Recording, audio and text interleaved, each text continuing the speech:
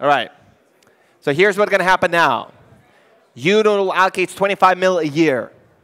They take that money from 55 different countries, let's say like Chile, for instance, and they help companies go abroad. That's what they do. But the question today is what they're going to discuss. What Torsten is going to tell you about is essentially, is it worth it? So if a company in Latvia wants to go abroad, let's say to Chile, for instance, should they do it? And specifically, what Unoodle can do to help us out. So, ladies and gentlemen, warm hand of applause for Torsten, please. Please. All right, guys. It's a hard act to follow. It was an amazing panel right before. I am not going to talk about crypto. Actually, should I be up here? Should I maybe be down here? Is this easier? Yeah, I guess. Let's do that. I'm not going to talk about crypto, but I am going to talk about another asset that moves across borders, and it is all of us, entrepreneurs, startups, founders. The world is changing, and it's so much easier to go to cool places. But it's not always worth it. You know, it can be a massive distraction. We're going to go through some of the ways that you can do it, pros and cons, some of the programs I've been involved in. So those of you that are interested in leaving where you are now and possibly going somewhere else, stay. If you are not interested in that topic, there's an excellent coffee shop up on the second floor that has free cappuccinos. They're great, but we're only going to talk about startups moving across borders and why that's sometimes good and sometimes bad. Cool? Awesome. Welcome, guys. So, first of all, the reason why I care about this subject is that I am very much the subject myself. So, born and raised in Copenhagen, Denmark. I have lived in Chile. I've lived in the UK. I currently live in San Francisco, where I've been the past 8 years. And I have worked in various capacities with every single one of those programs that you see up there. So if you are ever considering moving, I can definitely tell you about some of the different things that are out there. So that's very much the background here. I'm also an investor in 2 different small venture funds. I don't invest myself directly in startups. And I'm involved as an advisor capacity in different ways. So I try to get myself as much into the weeds of the global startup world as at all possible. So let's start looking at, hang on. There we go. Why? So I mentioned that the world is changing, and it's like we've heard it at all the other stages, that all these fantastic things are happening, all the technology changes, and all these tools that we have at our disposal. But it's relevant to this problem in one very important way, and that is 10 years ago, if you wanted to scale a global technology company, you almost had to be in Silicon Valley. It was the only way that you could get enough money, enough expertise, and talent and resources to grow your companies. It's only 10 years ago. And today, I think most of us will agree that that's not at all necessary. There are plenty of companies that are scaling from all sorts of different places, and I think that's really good. It's a democratization of access to technology that's really, really good for us. What it also means is that there's a lot of startups that don't really associate with a given city or country. You know, you just start off and you figure, okay, well, I kind of lived in Denmark, and then I lived a little bit in South America, and then I was over here, and my co-founder, you know, just Unoodle's case, by the way. So my co-founder is Korean-Argentinian. Okay, she was born in Korea. She moved to Argentina when she was 5 with her family. She's culturally Argentinian. I met her at a conference in Norway, and we started the company in San Francisco, California. I mean, just... And that's not a weird example. It's actually really common today that people do this. You see a lot of virtual organizations, and there's all these different permutations. That's why this matters. So I think the tools that we have at our disposal are really, really powerful, but they don't always apply. So I want to go through some of the pros and cons here. First of all, looking at my own case, when I moved abroad, I think one of the most important things that I learned as a young, green, Danish engineer, startup entrepreneur, you know, not really even, was that I got a perspective. I talked to a lot of different people from a lot of different cultures, and that had an impact on how I saw myself as an entrepreneur and how I saw the company I was building and the perspective and the potential of that company. And I can't put a price on that. It's just incredibly important. I can't even imagine if I had been stuck in Copenhagen during all this time and I had never left. So that's probably the number one thing you get out of that. But I think a close second is the network of people. Because, of course, I'm in San Francisco at the moment, and you know, I am a strong believer in the fact that Silicon Valley is a mindset. At least Silicon Valley of the future is a mindset. And it's about learning that mindset and building whatever you can in whatever place you are. And I certainly think the people you have around you in that mindset are helping each other. I think that's a fundamental thing here about the global startup ecosystem. It's a bunch of really helpful people. Generally, people want to help. If you move to some other country, they will help you. And they will try to do their best to make sure you succeed. And I think that's a close second of a really, really valuable thing about moving. There's also other things that matter. You get access to resources. A number of the programs that I'm going to show you in a moment actually give you money. Or maybe they give you tax incentives, or maybe they give you other things that help you scale in a market that you may not have. There are also some types of businesses that are just better in some markets, right? If you take the American market, there's about 300 million people. They all have the same, currency, a lot of a similar culture, same legislation, regulation. Although we're getting better and better in Europe, we're still a long way away from how relatively easy it is to scale in the US. But not every product is for the American market. So maybe you're better for the Indian market or for South America or anywhere else. So there's a lot of good reasons for this, right? Of course, there are also some, pitfalls. And I think, imagine if there was no pitfalls, we would all just go. Now, why wouldn't we go? It sounds like there's nothing but good things here. Some of the most common reasons for failure when people move are, first of all, a massive distraction. So let's say you're building a company, you're really excited about it, you feel like you have at least a prototype, an attractive market opportunity, you have your co-founders, you may have your founding team, and then you move somewhere else. You get pulled out of that network you were just in. You're pulled out of the co-working space you're in. You're pulled out of all of your social support, and maybe you go somewhere that needs a lot of work. Maybe you need to set up all sorts of stuff, and I'll come back to that as well. That's probably the number one problem, is it's just a distraction. So if you don't do it right, it can actually be really bad for your business. I think there is a number of other things. For instance, maybe you're not a fit to that culture, right? So I was in Chile for a year. Maybe if you go to Chile and you don't like the Chileans, maybe that's something that makes you as a founder unhappy. And there's so much ups and downs in the founder journey anyway that we don't need unnecessary unhappiness. So there are definitely also some pitfalls, and it is something that can be difficult in the growth of a company. But I think the most important thing about when you weigh the risks here is it's not a permanent thing. You can go somewhere and come back half a year later and say, okay, great, we tried that. You don't have to go and incorporate your company right away when you go somewhere else. So definitely it's something that no one should see as permanent. That's probably the single best advice on this count. So let's look a little bit about some of all the different things to think about in that consideration. Just let me see a show of hands. Who here are currently running their business somewhere else than where they grew up? There's like maybe 3-4 people or so.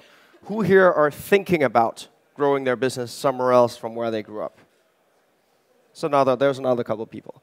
So for those of you that are either currently doing it or thinking about it, some of the things that I would recommend you think about are, first of all, the very basic, almost legalities of doing this, right? Do you need a visa? Do you need, some of these programs actually help you with your visa, and maybe some of the countries you don't need a visa for, right? If you go elsewhere in Europe, you're fine.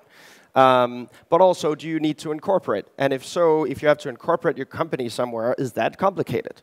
That can vary dramatically from country to country, how that whole process is. And that leads you into taxation and all sorts of other stuff. But there are also some other things that are important. I mean, the choice of city is also really important. And I generally like seeing it as a choice of city more than a choice of country. Because when you think of startup ecosystems, and there's been a lot of research into this, both by the Kauffman Foundation, and for those of you that read Brad Feld from Techstars' book, it's really all about density. it's not really about how many entrepreneurs you have in, let's say, a country, but it's about how close they are to one another and how closely knit those networks are. And that's why the choice here is really much more one of city than it's one of country. And what do you look for? Well, sometimes it's market-driven. Sometimes you just know that the company you're about to set up, that market is perfect for the US healthcare market. So you're like, great, I'm going to look at US cities for this. Where do I go? So very often do we see it's market-driven. But it doesn't always have to be. Sometimes it's because there is a program that's really, really cool, and you actually want that experience, and you're willing to give it a shot, and you don't really know, but you try. And that leads me to some of the ones, accelerator and program. So those are actually two different things in my world. An accelerator is a program specifically that gets you sort of an investment and mentoring and other resources to make you grow. Right? It's like Y Combinator, Fire and Startups, Techstars. There are also national accelerators that are run by governments, and I'll give you some examples. A program is more of a program that's designed to help you with the practicalities of moving. So for instance, if you were to go to, if you are not from the EU and you want to go to Denmark, there's something called Startup Denmark. It's not an accelerator. They don't give you any money. There's no co-working space. But what they do is they help you with the practicalities, right? You would need a work visa. If you're not European, you're going to need a work visa. And you're going to need various other things. So that's kind of the difference between program and accelerator. And to be clear, accelerator is not always a good thing. Maybe you're not at a stage where that's useful. Maybe they offer you a terrible deal in terms of your equity investment. So it's just a matter of you need to think about the combination of a move and program, and is it an accelerator or not, and all these other things. So it's complicated. And again, I think the single best advice here is that it's not permanent, which is good. You can actually decide, okay, hey, this didn't work out. I'm going to try something else. There are some personal reasons as well, of course, for all of us to figure out what's right. Team, founding team, do you go? Does the founding team go? Does the whole company go? I mean, those are all very important things that could also lead to a distraction. So I think actually we can, no, let me wait with questions until the end, because I think we'll pass the mic around. So I'm just going to go through a couple of different example programs here so that you have an idea of what's out there and how this stuff actually works. Startup Chile was mentioned earlier, and I think it's probably the single most successful example of what I would call a national accelerator. So an accelerator program that's run by a government that gives you money and that gives you all sorts of other good stuff in the process. Startup Chile started about 6 years ago, and they are currently in their 20th generation. It is a massive program. They take, every year, they get about 5,000 applicants, and they take about 300 of them and invite them to Chile and give each of them roughly $40,000. Depends a little bit on the exchange rate. So it's a massively popular program. It's harder to get into Startup Chile in percentages than it is to get into undergraduate at Stanford. So it's extremely popular. A lot of people go, but a lot of people also don't stay. And I think that's an important thing. You're not moving to Chile here forever. They actually see only about 20% or so of the founders that go staying in Chile. But for them, that's really good. That means 20% actually are staying and building companies in Chile. And what they say about the other 80% is, well, you go and you interact with everyone else, and you build networks, and you develop your products, and sometimes you hire people, sometimes you set up stuff, sometimes you come back, and they're really totally fine with that. And Stanford actually studied this program and came to the conclusion that it had already in the 6 years a massive impact on the local Chilean ecosystem of local entrepreneurs, because they're exposed to all these foreigners. Imagine this, we're talking about 300 startups a year, not just 300 founders, being imported to Santiago in Chile. That is a substantial number. So French Tech Ticket, I wanted to mention that because it's actually mostly a copy of Startup Chile, but they are one of the European countries that do the same thing. They help, if you're a European, you get access to, I think it's 45,000 euros. I don't remember, but it's in the same range. You don't have to just be in Paris. You can go anywhere in France. They give you a lot of other resources, mentoring and co-working space. And if you are not European, they help you with the visa side as well. And I think that's a core part of what you need to do as such a program to do well. And as I'm sure you've all seen of how much good stuff is happening, particularly in Paris these days with the new Station F. I actually had my kind of opening picture is from the opening of Station F in Paris, which is a massive startup space in an old station, railway station building in Paris. And this is Emmanuel Macron, the new president, who's opening. And you know, Facebook moved in, and a number of other big companies moved in, and a lot of startups. And it's really cool to see the use of old massive spaces to be used for this. So definitely a good place to go. The last program I want to mention is something that's called Parallel 18. Parallel 18. It is the island of Puerto Rico. So technically a part of the US, but culturally a very separate entity. Puerto Rico was hit by Hurricane Maria, I think 4 months ago. It's been a little while. And suffered massive devastation. I mean, there's still, I think, well over 1 million households without power and running water. And it's a small island that is traditionally being very tourism-driven and agricultural and basic services.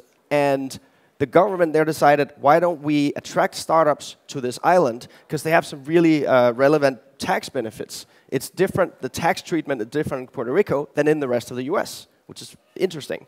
But it's still technically the US, so you still need an American visa to go. So these guys here are essentially helping both with money, and I think it's similar, about $40,000 that they give you, and they set up, they help you set up the structure so that you can be in the US but still get the preferential tax treatment. And their goal, of course, is to create tomorrow's economy in an island and a culture that really needs it. So, so I've been there a number of times, and it's really fantastic work that they're doing there. So I wanted to at least give you some ideas of what these options are. And before I would love to hear some questions from some of you that are thinking about this. Pick my brain as much as you possibly can. But I want to make one more point here that I think is really, really important. And it is, there is a traditional view of this whole, oh, let's all go somewhere and build our startups as it's a brain drain, right? You know, let's all go to San Francisco, or let's all go somewhere else, or let's move to London, and you know, overall, each city or country are losing out because this happens. And I'm a very strong believer in the fact that that there is an effect the other way as well. So first of all, a lot of people come home. You know, you go somewhere, you learn, you build a network, and you come back and you say, okay, with all this stuff that I now have, all these connections and all these resources, I'm going to do something good at home. And what you can do at home, all of a sudden you come back and you have a completely different mindset. So your relative opportunity compared to other startup founders in your hometown is just substantially different. And I actually see it a lot from San Francisco, a lot of European founders that go to San Francisco for half a year, for a year, or for a while, do something, start something, build something, scale something, and even if they're not founders, they'll go with one of the successful European companies, startups that have expanded, and they come over, and then they come back home, and they start doing stuff. They start building companies that have the mindset of wherever they went. I think this whole exchange of entrepreneurial spirits and ideas is incredibly important in making sure that we create new, cool things at home. And it comes back to this original point that we don't need Silicon Valley anymore. All of this stuff can happen each in our own cities and in our own countries. But what we do need is to make sure we all learn from one another. And there's nothing better than a global mindset. Whatever it is that you do, it's extremely helpful in getting over some of the very difficult parts of scaling startups. So I see it just as much as brain gain as brain drain. And I think that's just a point that I wanted to make. I think with that, I would love to just open up for some questions. And whether they are individual to say I have a startup, I want to move to whatever. That's totally fine. But they can also be general, as in how does it work? How do you solve stuff? Any takers? Ladies and gentlemen, please. Yes. One here. I think you get a mic in just a moment. Oh, you have to catch it though. Go. Hi. We have Green Startup. We are two employees and 16 volunteers. Okay, cool. Very experienced engineers, and next Tuesday we are building house in 24 hours. Okay, cool. And we are building it from waste materials, like a big construction company waste. And which is destination where to go with these ideas and to develop. We see that. So are you asking where should I go with this startup, Yeah. given what you're doing? I think that sounds great. And also, good job motivating a lot of volunteers to be a part of the project. That's for a founder, a really important skill, I think, to be able to do. So awesome. I think in that case, there are probably two different drivers I would look at. One would be the market for these houses. And again, I'm not an expert in this field, but figure out what are the kinds of people that would buy these houses, and where is that market, not necessarily the biggest, but where is that market the easiest for you to get in and scale in. And that's kind of one driver that may lead you one place. But I think there's another driver, which is there is a lot of government initiatives and foundations that are supporting various types of sustainability. And you might find a city that particularly has a program that's aimed at this, saying, hey, maybe we don't have the most amazing market, but we actually can support companies like yours with either money or something else that may be really useful. I think those two are the main drivers. I don't have offhand like the perfect program for you, but at least like with that, you should be able to figure out. And by the way, on unoodle.com, I list a bunch of these programs. So you can and see more about them if you're interested. You can also Google Startup Visa. That'll give you a wiki page that has a long list of countries with different programs where they're assisting startups that are moving abroad.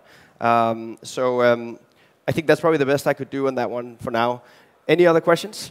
There are a couple more. I don't know who will first. Please, please. And just let me know when we're out of time. I think we have a bit more. It's good. It's good. Awesome. Go. Is it on? Yes. No. No. Okay. Great. Good. Right. I can hear you. Might not be a question, but something to pick your brain with. You encourage people to come home. It's great. Just speaking from my personal experience, when you just pass a lot of times outside, like some years, and all of a sudden you develop a new mindset, which is great. You have, this great entrepreneurial, skills and friends and network, and then you come back. So far the most popular. I know that problem. That is hard to fit in anymore, and the home is not functioning the way things are functioning in San Francisco, and things. Just want to to comment on that. Yes, I can definitely comment on that. So, since I turned 18, I have lived about 70–80% of my life abroad. So I have that problem. Imagining coming back to Copenhagen right now, while it would be nice to get back to my family, it also is with a risk of being something very provincial. As in like, hey, I live in San Francisco and I live in a lot of other places, now I'm in Copenhagen, what is this place, right? And I know a lot of others that have that problem. And I think the way that I look at it myself, I could absolutely imagine coming back. At the very least, I would say coming back to Europe. I don't know if it's Denmark or not Denmark, but you've seen the monkey president that the US has at the moment. I totally don't associate myself, and I could absolutely see me coming back. So some of the considerations I think are, first of all, just like it's not permanent to move out, I don't see it as permanent to move back. So I don't think it's the end of the world if I were to try to go to Denmark and maybe after 6 months it's terrible and I do something. So that's the first thing that makes me much less scared. I think it's a different generation where it's okay to not see yourself necessarily as living in one place for all your lives. But I think it's also, the reason why I'm okay living abroad and really haven't, missed my family that much is that I kind of promise myself to regularly travel, and I set aside a budget to regularly travel and see friends and family. Torsten, on this note, maybe we take another question to keep things going. Please. I can elaborate afterwards. Yes, excellent But there's idea. a lot of stuff you can do to make that process be, much more doable. Hello. So I have a question. What do you think is the most supportive and friendliest place for a startup, like in country? Oh, yeah. I mean, for those of you that are here for the crypto panel, right? There is a huge difference between both cities and countries and how friendly they are to, and that's just one example, right? I think it's extremely dependent on where you are, but generally some of the things I would look at is I would look at the ease of doing business. That's really an important one, right? If you have massive bureaucracy every time you do something, it's just a derailment for a startup. I would look at access to talent. I think that's also a really important part. I wouldn't worry too much about things like, are the taxes really high? Because you know what? For most of your startup's life, you're not going to be making a profit. So it doesn't really matter. I mean, at the end of the day, as long as you can run a company and you have some income and you have some expenses, it's very similar in most countries. So I would not care too much about things like taxes. I would look at the cost of doing business, the ease of doing business, and access to talent, probably. Torsten, one question on my end. Thank you. Okay, I'm going to sacrifice. Lady, please. Please. Hi. I had a question about your experience in Chile. What were you doing there? Were you in the accelerator? I'm not sure if that was on. She's asking about my experience in Chile. I was actually not part of Startup Chile because it didn't exist at the time. I went there with my Danish engineering university. So I went there to study abroad, and I was there for almost a year. I was in Valparaiso, and that was mostly the cultural and experience context. All of the startup side has been through work with Startup Chile and a number of others. I go to Chile about once a year, and I feel very well up to date with how that program is. I know a lot of the startups going through, but I've actually never been through that myself. Okay, thanks. Start with the slides. Right. Ladies, do you want your last one, or are we done? This is the last one. I'm not going to ask, maybe in private, something about San Francisco and access to capital. Awesome. But Torsten, thank you very much. Hand of applause for this man, please.